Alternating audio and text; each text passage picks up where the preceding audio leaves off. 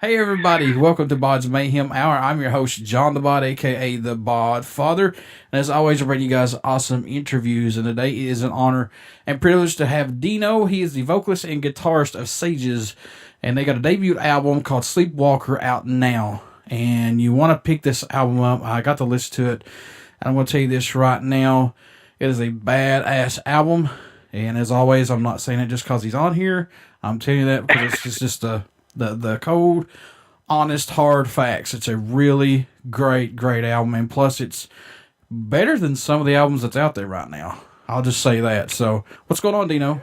Wow, John, thank you so much, man. I don't even know what to say, bro. Thank you so much. It's going great. It's going great out here, man. How are you doing? I told you, I'm freezing.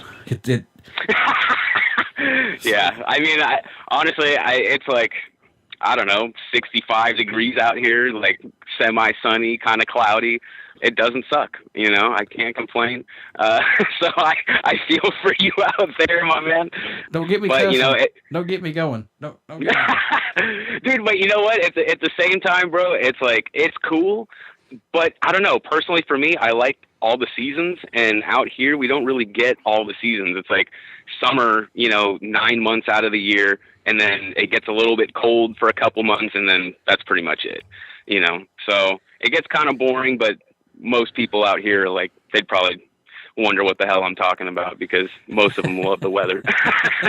I don't know. I mean, I like the seasons, don't get me wrong, but God almighty, chill, yeah, Mother Nature. I heard it's cold out there, bro. Mother Nature and Father Time just need to get it on or something and just be done with it and help us. Oh, shoot.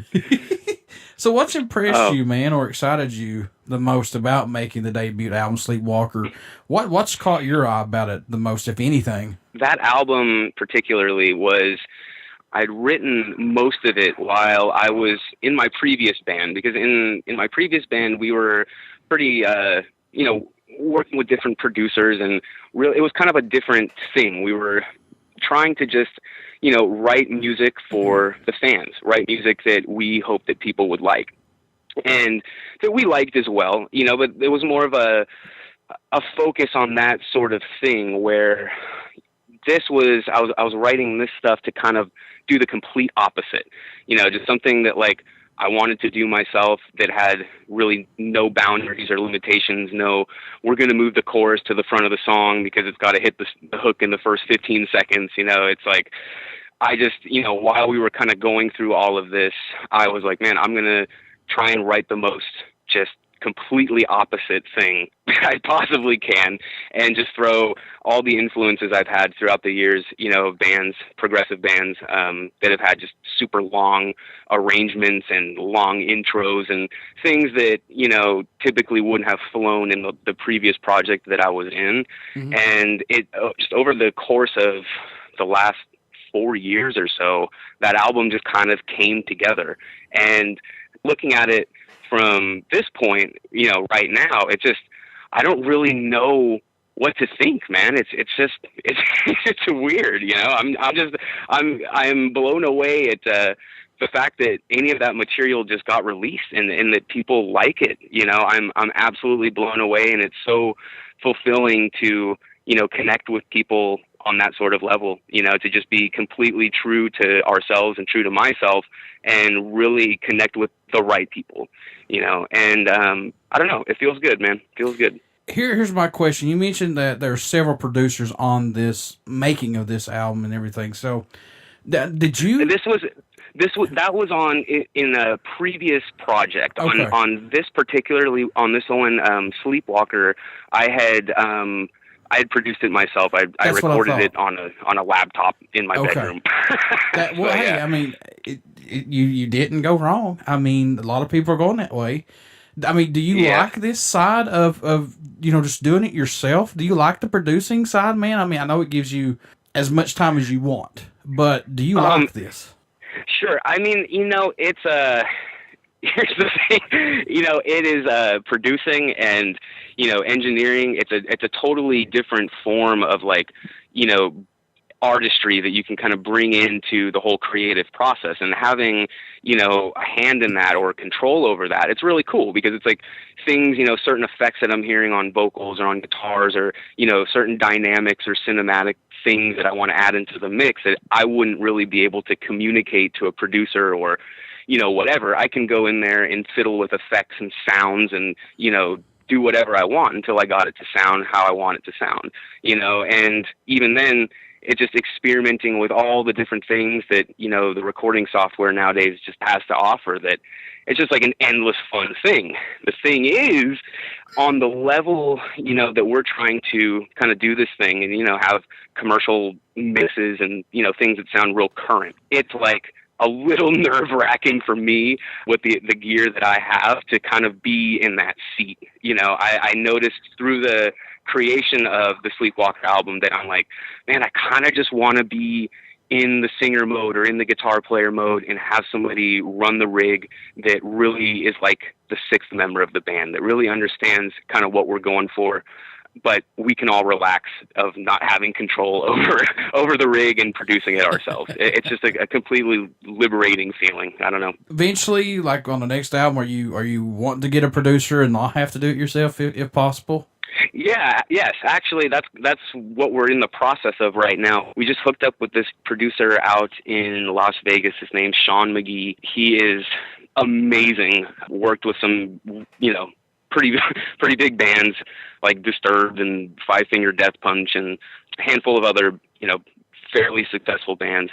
It has just been a huge pleasure to really just kind of embrace being in the artist mode, just sitting there with the headphones on. I don't have to worry about the rig. I don't have to worry about comping tapes and editing. You know, it's a completely different thing. And having gone through that, it is really nice to experience working with the right producer that gets it, you know, that makes it a fun and easy process. How long did it take you guys to record Sleepwalkers? How long of a process was that?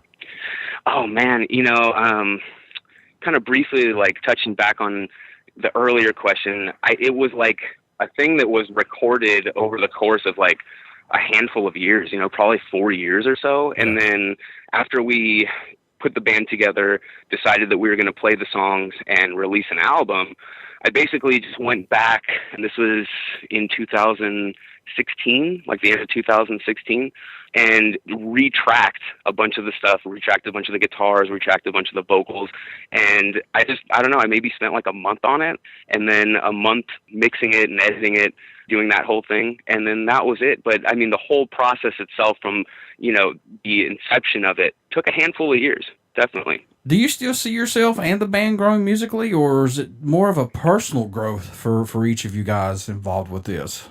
I think it's a little bit of all of that, because definitely we're growing as a band, because one of the things that, you know, after going through this album and, you know, doing a lot of it myself, it is really cool to, I don't know, I just feel really fortunate to be in a band with such awesome artists. You know, like all the guys in the band are just incredible writers. They're incredible players.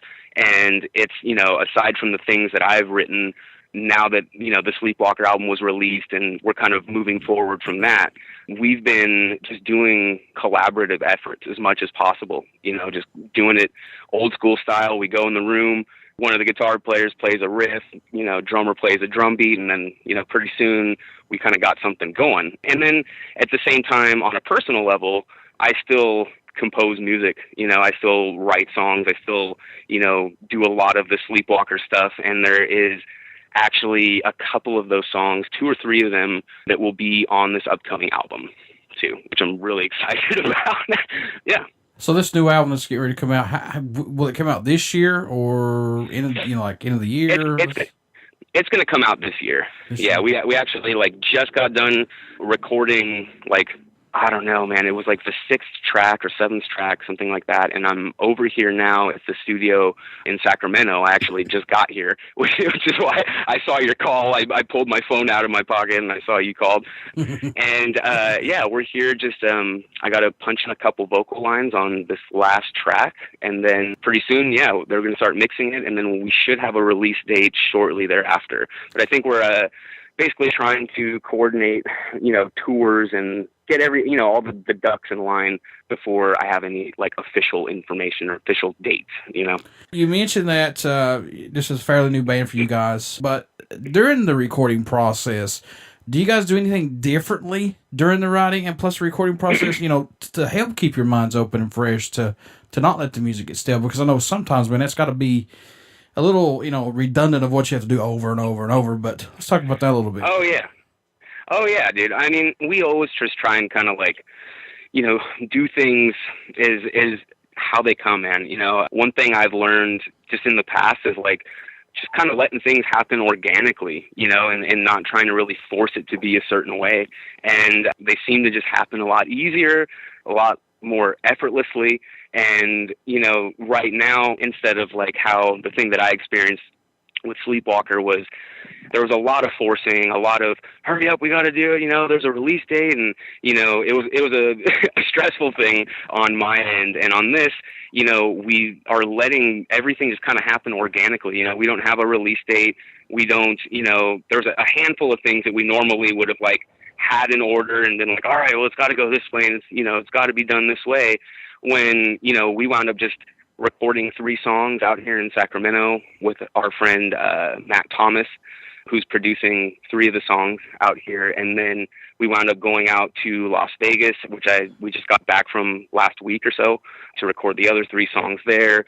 I came back, to Sacramento to finish tracking vocals on one of the songs out here. And, just how things are happening just kind of organically that way. It seems to be just a lot less stressful. It's more fun. We're traveling around. No one's really forcing anything to happen right now, and granted, if we had, some release date or a bunch of things already lined up for the summer, it may be different. But right now, yeah, it's definitely a different process than we've done in the past, and it's cool. Coming from the other band and joining this one, yeah, what does this band bring to the table that might have been missing for you? It's the creative freedom, man. Is the creative freedom, and I'll say that that's probably 99% of it. I'll go and just say it's 100% of it, because everyone in the last band I'm still really close friends with. We're actually going to release an album at some point soon here, probably this year as well. One of the guitar players that I was in that band with is also with me in this band. But it was just the way, the direction, the type of band, the type of machine that project was creatively different. We had different members that were inspired by different things, capable of different things. And in this band, it seems like, because we don't have, at least to start with, all the producers and, really just, we didn't really stand our ground as much as I look back and wish we would have, and the thing is with this band, having learned that in the last band, it's like, all of us really know what we want, and that's it. Like, there is no, all right, well, we're going to cut all the cool parts out of the song because, it's basically making the song long. They don't really serve a purpose. Like, let's get to the hook. Let's do this.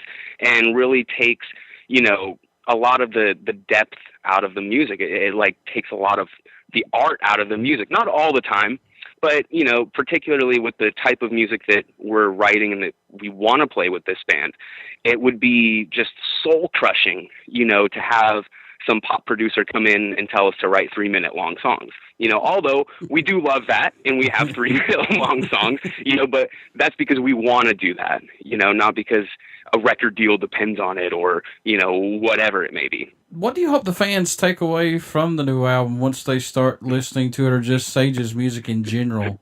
I just hope that they connect with it on some sort of level, man. If it moves them in any way, whether it, makes them dance or it makes them cry, if it moves them in some way, then I'm like, cool, I'm happy, because that's what I want out of music. When I listen to music, I just want to, move me in some way. Otherwise, it's like, I don't want to listen to it,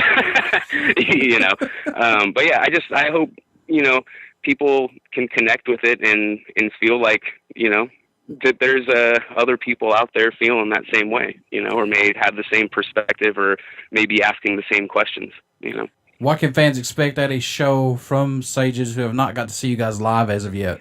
Oh my goodness.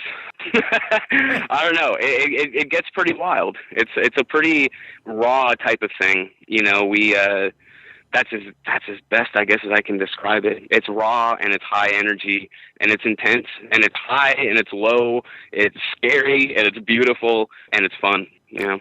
Since it's the digital era of recording albums and social media, do you guys like this era that we're in right now? Because essentially you can get your music out quicker, plus you can reach more fans nowadays, and they can find out about you guys and other bands as well.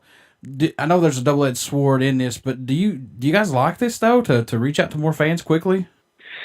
Man, you know, yes, I do. And yes, it is a double-edged sword, certainly. You know, but it is really cool, you know, and just to put it into perspective, or, you know, to give you an example.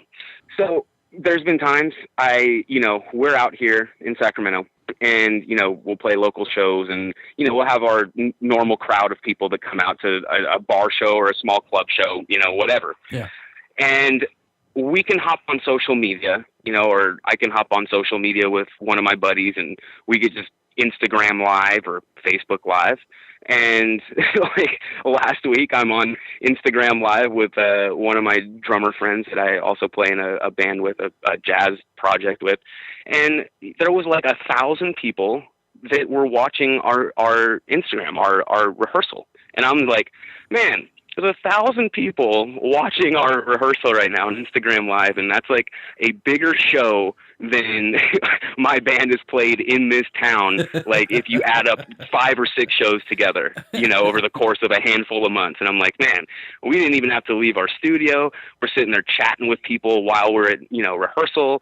You know, just kind of it's a whole new type of thing that's awesome. And at the same time, you know, for bands like SAGES or bands that, you know, don't really do that or, you know, have access to that or whatever it may be, and they're out here, you know, just grinding out, man, playing shows, you know, Friday, Saturday night, got to sell tickets for, you know, $10 or $20, and you get a couple dollars a ticket that you sell, and they require you to sell a certain amount of tickets to play shows, and it's like the shows suck.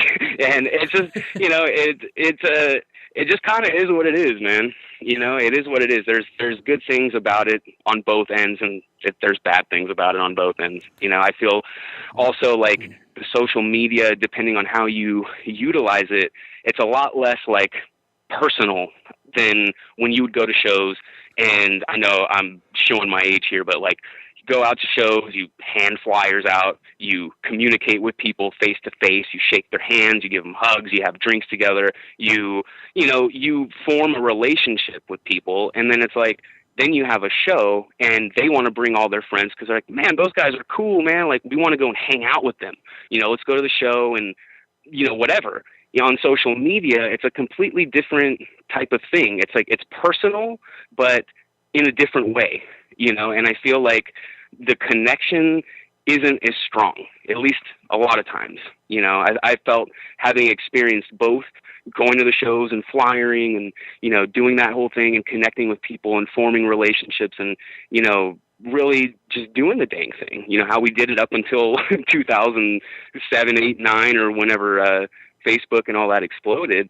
And then having experienced the way we do things now, it's way less personal. You know, and again, I could just be speaking from my own experience with it, but you know, that's just what I can tell you from my own experience, man. It's good and bad.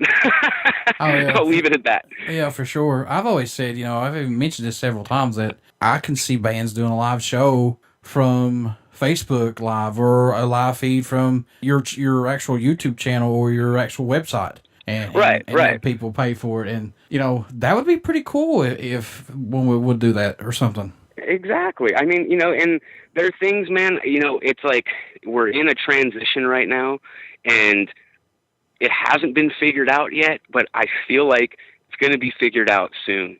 You know, where it's going to work out for everybody again. You know, for the artists and for the listeners and the fans, and for everyone to, you know, really get what they deserve out of the whole thing, you know, where there's an even exchange. You know, I feel like in things in life, there needs to be an even exchange. Otherwise, it's like things are uneven and then someone's getting fucked, you know, and I don't know. I think we're really, really close to figuring that out. But right now it's kind of like, a lot of bands are just stoked, to have the access to this amount of exposure. It's like back in the day, it's like, oh my God, we need, we get a distribution deal through Warner, through Universal, or, all this sort of thing.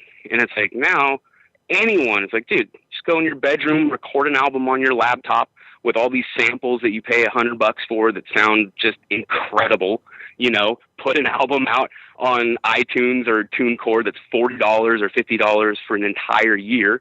And your music is on all the same distribution outlets as any big artist, because it's like, who the hell goes to Best Buy or, Target and buys a CD anyways? I mean, there's might be people out there, I certainly don't know any, and I was that guy.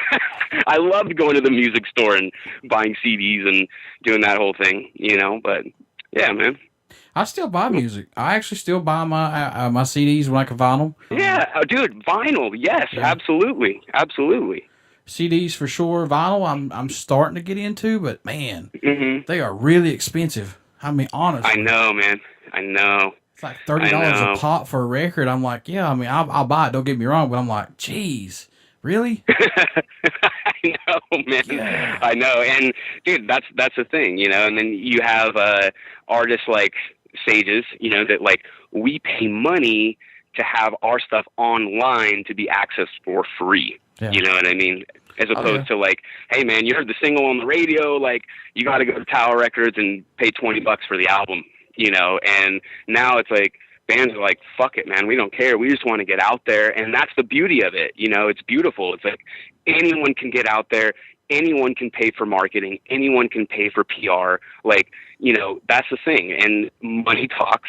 And I mean, eventually, it comes down to the music, and the music has to stand on its own. But dude, you can get pretty far if you have a big budget, yeah. And it's pretty crazy. It's pretty crazy. And it's a blessing and a kind of a curse at the same time. I can imagine. I can imagine. So support wise, is there a country that you've seen that stands out or even surprises you that SAGES is being heard in that country possibly?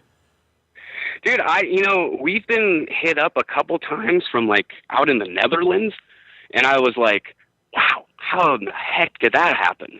But again, we had a PR campaign going most of last year, and we were fortunately we were featured, by alternative press and a handful of fairly big publications or online zines or whatever. And I'm like, okay, well, maybe that's what that is. I have no idea otherwise they would have heard of us, because we don't really leave Northern California, at least for the time being, What made you want to become a musician, man? What was that spark that said, yeah, I want to do that right there? Oh my goodness. Dude, it's, well, my older brother, he played guitar back when, I was just a little kid. But when I was like 5 years old, man, it was straight up like I was one of those chubby little fat little kids, dude, that just like shredded on the guitar. And by no means I am in any means saying that I'm good at the guitar or anything like that. I'm just saying that like I oddly knew how to play the guitar when I was 5 years old. Like I didn't really have to learn how to like hold it and hold the pick and how to rest your wrist and, how to, do all these, fundamentals. It was just like, I picked the thing up and I remember like Van Halen was like the first song I learned. I just picked these things up and it was like bizarre. And I didn't know where it came from. I didn't know what the hell it was about. I just, played my brother's guitar one day and was like, wow, I got to do this. Like, this is easy, even though it's not easy. It came natural to me. And it was inspiring. And I literally for 20 years, I spent probably 8, maybe 10 hours a day just playing the guitar. And I just couldn't stop. That was it. I was obsessed, and I don't know, it was probably 5 or 6 years ago where I really was like, man, you can really emote on the guitar. It's a really like emotional instrument. You play heavy things, you can play soft and sad things, and similar like a piano. It's a kind of an emotional instrument. And I was like, man, I kind of want to write songs. I'm having fun shredding and writing all these guitar riffs and licks and solos and doing what a guitar player does. But I wanted to put it to use. I wanted to do something with that, and that was basically when the inception of the Sleepwalker album happened, where I was like, man, I'm just going to start playing something and see what the hell happens, and 3 or 4 years later, that was the Sleepwalker record. It was wild. I want to pick up my guitar and do every James Hetfield yeah that I can. Yeah. Oh, yes. yeah. Oh, I love it. Yeah. Yeah. Oh, and have a yell off. That's what we should do. That's awesome, dude. Yeah, let's do it. Oh, I'd love to get Metallica on here and have a yell off with James. That'd be awesome. Yeah, yeah, yeah. Yeah. Oh, yeah. That's awesome. Oh my God, dude. That's awesome. Awesome. I love James Hetfield, man. He's like one of my biggest influences ever, Metallica in general. Oh, folks, man. I want to tell you right now, I've been listening to Sleepwalker for the last couple of weeks, and on my way. Oh, dude. This album's really great, and I said this before we went on the air. Some of their influences and our Deftones and a couple others, but this album, in my opinion, man, is a lot better than some of the Deftones album that's came out here lately. Seriously. Wow, John, dude, man, thank you so much, bro. Thank you. Wow. I mean, that's wild. See Yourself is a badass song. Face the World is awesome. There's not a bad song on this. Oh, man, I'm so stoked you dig it, my brother. 36 Crazy Fists, and this reminds me a lot like 36 Crazy Fists. Oh, nice. I love 36 Crazy Fists. That's freaking awesome. Yeah. Yeah. Oh, shit. So how can folks pick this album up, the new album that's going to come out here later on this year, Tour Dates, merchandise? How can they do that, man? All right, so right now we are in the process of getting our website and getting our merch store, getting all this shit basically ready to go before the release of this new record. And so basically for right now, Facebook, all the social media, we're all over that. And then check back shortly. Our website is going to be wearesages.com, and we'll have a merch store. We'll have everything that you that you may want. And for the time being, all the music that we currently have out is on iTunes, Apple Music, Spotify, most of the digital retailers. So yeah, for the time being, check all that out and stay tuned. Before I let you go, good sir, would you care to do a promo for the show? Of course. Hey, what's up? This is Dino from the band SAGES, and you're listening to BODS Mayhem Hour. Everybody stick around. We got some great music coming up, and you only hear these interviews right here on BODS Mayhem Hour and Uber City Radio. Thank you so much, Dino. Hey, thank you, John. It's been a pleasure, man.